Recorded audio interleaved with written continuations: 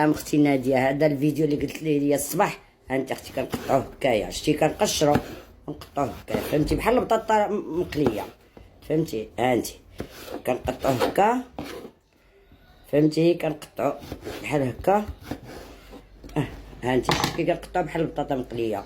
وكنشد هنايا كندير الحامض والملحه، ولكن خصو يكون كله محشي في الحامض والملحه.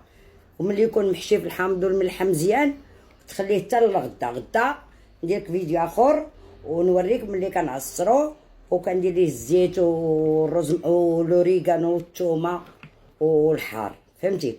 ها هو البدنجان المرقد هكا اختي دار.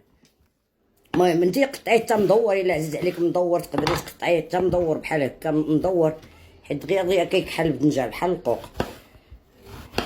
فهمت الزين؟ ايوا غدا غندير لك فيديو ندير لك الزيت. اوكي ايوا صافي، سلام اختي ناديه، بسلامه.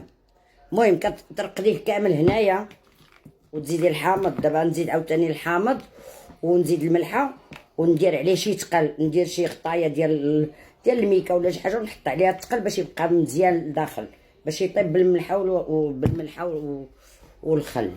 وغدا نقشروه، وغدا نصفيه ونعصروه ونمسحوه مزيان، نشفوه من الماء ديال كيطلق داك الكحوليه وكيطلق هذاك، ونشفوه وندير ليه الزيت والثومه والحار وسدي القراعي، ويبقى لك العام كامل. ما تعرفي ما تاكلي كليه وجربي وشوفي زوين كيجي.